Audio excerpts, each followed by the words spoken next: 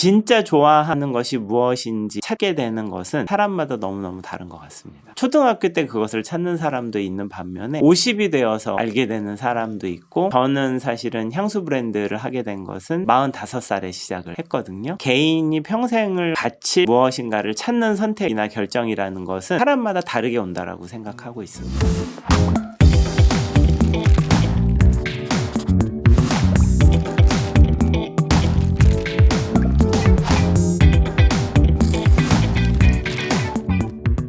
오늘은 향으로 경험을 선물하는 황인건 대표님을 만나보도록 하겠습니다. 네, 대표님 안녕하세요. 안녕하세요. 네, 만나서 반갑습니다. 반갑습니다. 네, 이거 영상을 보고 있는 시청자분들께 자기소개 한번 짧게 부탁드립니다. 네, 안녕하세요. 제 이름은 황인권이고요. 파르품 삼각이라는 향수 브랜드와 인권앤파트너스라는 디자인 스튜디오를 운영하고 있습니다. 네, 얘기를 들었는데 벌써 흥미로워요. 향수와 디자인 되게 다른 영역인 것 같은데 구체적으로 또 어떤 일을 하고 계신가요? 먼저 디자인 스튜디오는 전략 브랜딩이라고 해서 로고 만드는 작업을 하고 있습니다. 그래서 브랜드 빌딩과 그다음에 브랜드 스토리텔링을 같이 짜드리면서 이제 로고 작업을 하고 있고, 향수 브랜드를 어떻게 런칭하게 됐냐 정말 궁금해 하시더라고요. 저희가 2015년 정도부터 이제 항상 주말마다 성수동이든 예전에는 10년 전에는 홍대와 가로수길이었죠. 그렇죠. 이제 그런 데를 나가면서 향수 매장이 하나둘씩 생기는 것을 좀 보게 되었고, 이 시장을 조금 더 깊이 있게 이해할 필요가 있겠다. 조향도 배우고 브랜드를 런칭했는데, 이게 결국은 아이덴티티의 문제더라고요. 그러니까 향이라는 것도 눈에 보이지 않는 아이덴티티를 만들어주는 일이구나. 그래서 아이덴티티와 관련된 일들을 하고 있습니다. 되게 정체성에 대한 부분인데 이제 대표님이 청소년기 시절에 또 어떤 청소년이었고 디자인과 향수 이 걸음을 가지게 됐는지 좀 계기가 궁금합니다. 저는 중고등학교 때는 그렇게 개성이 있던 아이는 아니었던 것 같아요. 그러니까 기본적으로는 그림 그리는 거를 조금 좋아했고, 그다음에 패션 브랜드들에 관심이 있었지만 또 그렇다고 막 완전히 옷을 많이 사고 막 그런 것도 아니어서 약간 되게 무난하게 이제 중학교, 고등학교 생활을 했던 것 같고, 근데 고등학교 때 제가 예수님을 만났습니다. 예수님을 만나고서 이게 하나님께 드린 서원이 있어서 이제 신학교를 학부는 갔어요.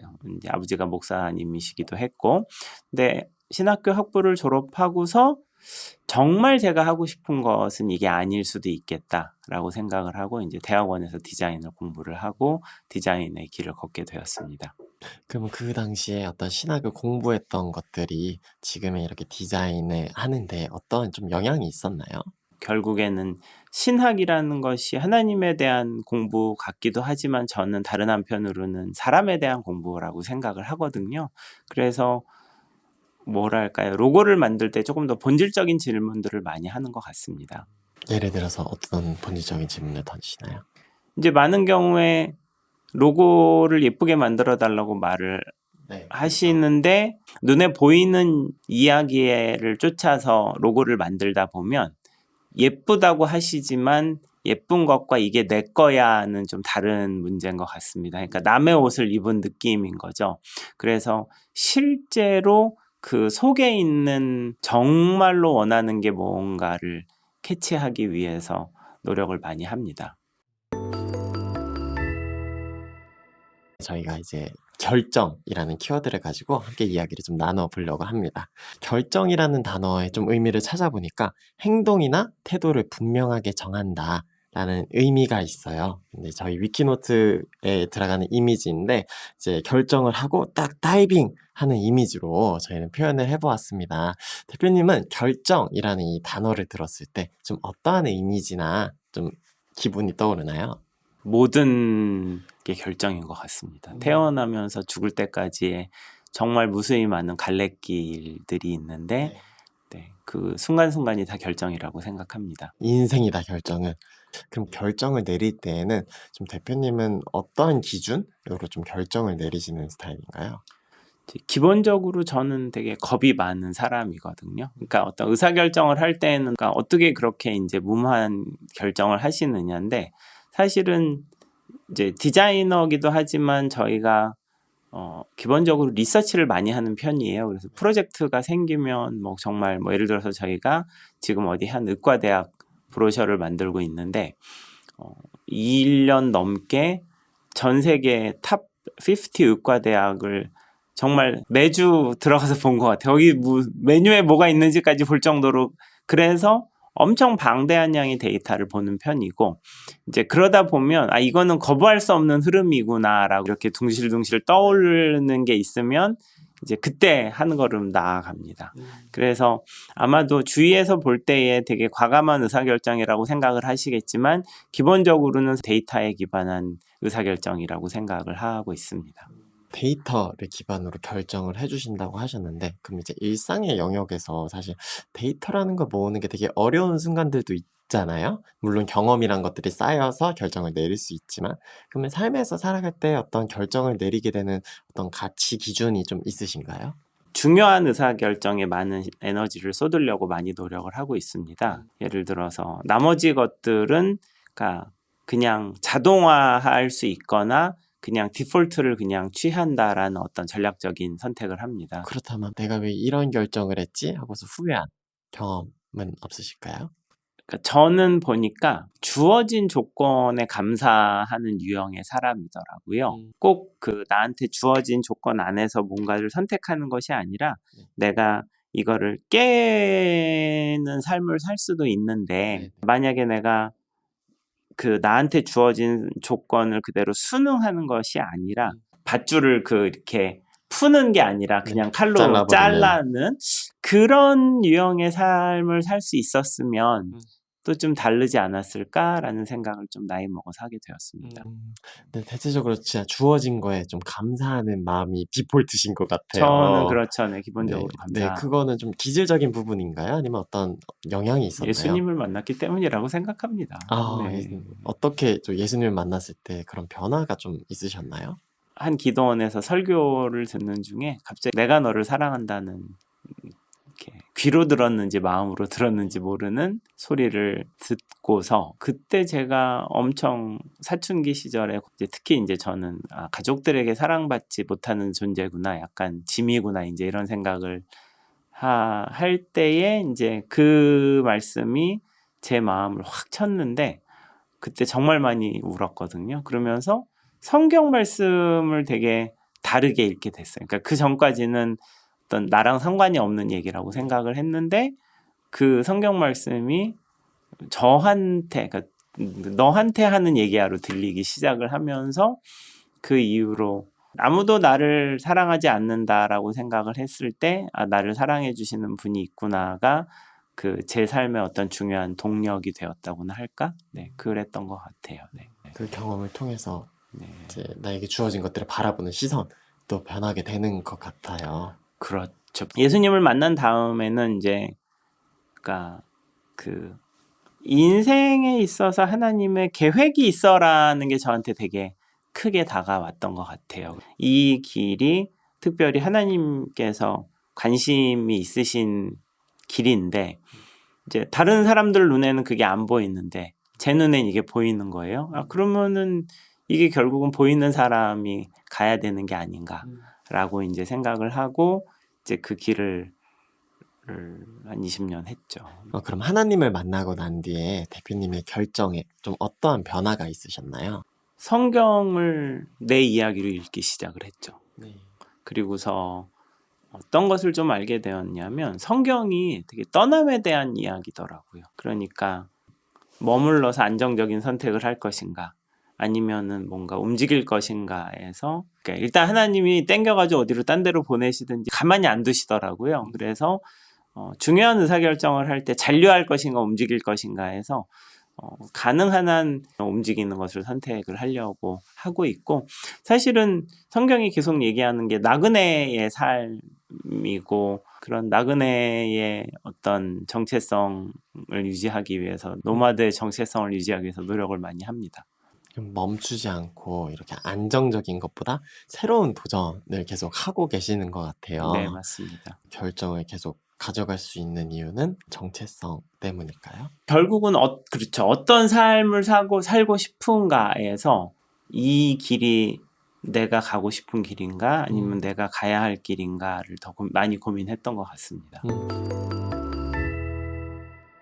결정을 잘하는 사람은 어떤 특징을 가지고 있다고 좀 생각하시나요? 제가 늘 조심스럽게 조언을 드리는 것은 인생의 중요한 의사결정을 다른 사람의 기준으로 하지 말아라. 그러니까 특별히 제가 청소년들에게 브랜드 컨설팅, 개인 브랜딩에 대해서 얘기할 때 이게 자기 결정이 아닐 수도 있거든요. 여기서 중요한 건 그게 저는 나쁘다고 생각하는 것만은 아니에요. 그러니까 다 뭔가 이유가 있을 수도 있고 내가 잘 못 보는 것을 주위가 더 선명하게 잘 보기 때문에 권해주는 걸 수도 있는데 여기서 중요한 것은 내가 최종 선택을 하는가. 그러니까 도장을 내가 찍는 건가 아니면 부모님이 도장 찍어준 거를 내 거라고 들고 다니는 건가에서 인생의 길이 달라지는 것 같기도 하고 그때는 잘 모르다가 나중에 되게 후회하시는 경우도 많이 보는 것 같아요. 그래서 결정을 잘 한다는 것은 적어도 이 선택의 기준이 내 안에서 나오는 것이었으면 좋겠다. 그래서 저는 제가 이거를 선택했어요로 하시면 좋겠다. 그리고 그게 사실은 실패할 수도 있거든요. 항상 100% 성공이라는 것은 이 세상에 없는 것 같습니다. 그때의 선택이 내 선택인 것이 중요하지. 그래서 실패해도 전 괜찮다. 그거가 실패하더라도 온전히 나의 선택이었을 때 나중에 실패 자체가 그 자산이 된다라고 생각을 하는 편입니다. 그래서 저는 무엇이 잘한 결정, 잘못한 결정이라기보다는 너가 결정해라. 그렇다면 모든 것은 좋은 결정이다라고 말하고 싶습니다. 말씀하신 걸 들으면서 결정을 잘하려면은 먼저 나를 이해하는 것, 나와 얼마만큼 친한가가 되게 중요하다는 좀 생각이 들어요. 맞습니다. 좀 구체적으로 어떻게 좀 자기를 이해할 수 있도록 나와 친해질 수 있도록 좀 도움을 주실 수 있을까요? 본능적으로 끌려하는 게 뭔지 좀 찾아보라고 말씀을 드리고 싶어요. 시키지 않아도 시간을 많이 쓰는 게 있거든요. 그러니까 어떤 거에 특별히 많은 시간을 쓴다는 것은 나의 인생에 중요한 것이기 때문에 그런 것을 조금 더 많이 찾아봐라라고 말씀드리고 싶고 제가 스스로에 대해서 생각하는 거 바라보는 것보다 정말로 뭐 부모님의 마음 이야기나 선생님들이 너는 이래 아니면 친구들이 너는 이래라고 하는 게 오히려 더 객관적일 수도 있다라고 생각을 합니다. 물론 이제 여기서 조심해야 될 게 당신들이 원하는 거를 나한테 투사하는 걸 수가 있는데 그게 아니라 이제 객관적으로 나를 바라봐 주시는 거라면 그거를 좀 마음을 열고서 들어볼 필요가 있는 것 같다. 그 다음에 진짜 좋아하는 것이 무엇인지 찾게 되는 것은 사람마다 너무너무 다른 것 같습니다. 그러니까 초등학교 때 그것을 찾는 사람도 있는 반면에 50이 되어서 알게 되는 사람도 있고 저는 사실은 향수 브랜드를 하게 된 것은 45살에 시작을 했거든요. 개인이 평생을 바칠 무엇인가를 찾는 선택이나 결정이라는 것은 사람마다 다르게 온다라고 생각하고 있습니다. 네. 최대한 좀 어린 시절에 또 다양한 또 경험을 해보는 것들이 앞으로 좀 결정을 하고 나를 이해하는 데 도움이 되는 것 같아요. 네. 그래서 청소년기에도 결정을 해야 되잖아요. 뭔가 내가 어떠한 진로를 선택하고 내가 어떠한 길로 가고 내가 어떠한 인생을 살 것인가가 그 당시에 좀 지금 결정되어야 될 것 같은 사회 구조 속에 있는데 이런 청소년들에게 조금 그 부담을 덜 수 있는 방법이 있을까요? 옛날에는 지금보다 선택의 폭이 거의 없었습니다.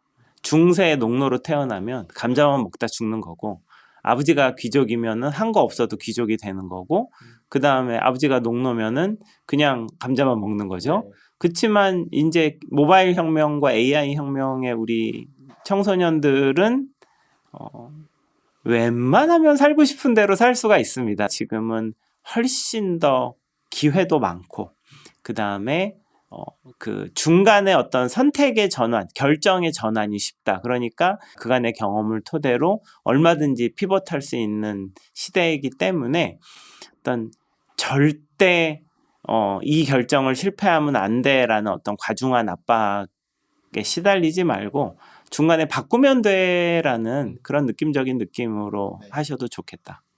좀 결과의 부담을 내려놓고 좀 그렇죠. 유연하게 생각했으면 좋겠다. 맞습니다. 네. 라는 말이었던 것 같습니다. 실제로 그럼 청소년들이 결정을 잘하기 위해서 좀 훈련을 한다면은 좀 어떠한 방법들이 있을까요? 특히 이제 리추얼이라고 하죠. 잠깐 하루에서 시간을 따로 빼내어서 산책을 매일매일 루틴하게 한다든지, 그 다음에 또 일기를 쓴다든지. 그러니까 인간들의 삶이 기술 때문에 엄청 바뀐 것 같아도 사실은 새끼 밥 먹고 하루에 8시간 자야 되는 거는 똑같습니다. 결국에는 사람들이 따로 혼자만의 시간에 무엇인가를 이렇게 정돈하는 것을 가졌더라. 그래서 그런 습관을 들여보는 것을 권해드리고 싶습니다. 네, 나를 정돈할 수 있는 시간을 따로 갖는 것. 그렇죠. 네, 좋습니다. 네, 지금까지 저희가 결정이라는 키워드에 대해서 여러 가지 이야기를 나눠봤는데, 그렇다면 용기 있게 내 결정, 내 안에서 나오는 그 결정을 좀 잘 내리는 사회가 되면은 좀 어떤 모습이 나타날까요? 지금도 아시아에서 잘 나가는 대한민국이지만 고구려 때보다 더 잘 나가는 대한민국이 되지 않을까요?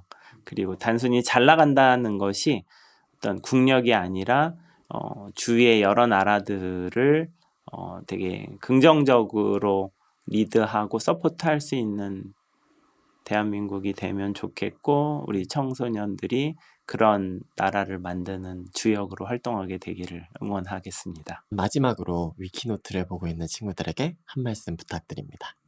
근래에 제가 재밌게 읽었던 글 중에 하나가 그 우울증 관련하여서 약을 주는 게 아니라 운동을 시키시더라고요. 그러니까 몸이 나가서 달리는 순간 거의 약을 먹는 것과 같은 효과가 나더라.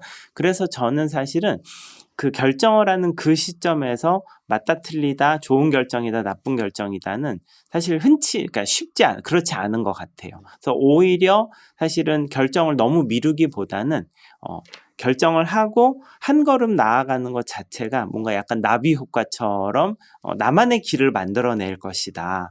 이제 그래서 비슷한 의미로 많은 분들이 인생이라는 것이 고속도로에 타야 된다라고 생각을 하는데 남들이 볼 때의 고속도로인 거지 실제로는 누구나 다 자기만의 어떤 길을 개척을 해서 산을 넘어가는 것입니다.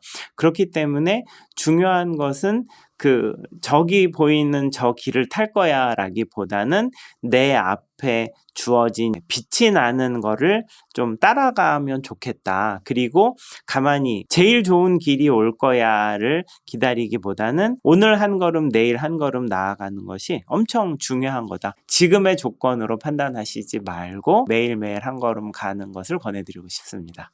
말씀하시는 걸 들으면서 결정이라는 거는 어떤 순간의 선택이 아니고 내가 지금까지 어떠한 길을 걸어왔는지를 알고 또 그 길을 걸어가는 한 걸음 한 걸음이 결정이 아닌가라는 좀 생각이 들었습니다. 맞습니다. 네. 이 영상을 보고 있는 친구들도 이 위키노트에서 지금 내가 어떤 것들을 결정해야 되는지 한번 좀 생각을 해보고 도전해보면 좋을 것 같다라는 좀 생각이 들었는데요. 이제 그것이 더 나은 결정을 하는 경험이 될 수 있을 것 같습니다. 네, 오늘 함께 이야기를 나누신 황인건 대표님 감사합니다. 감사합니다.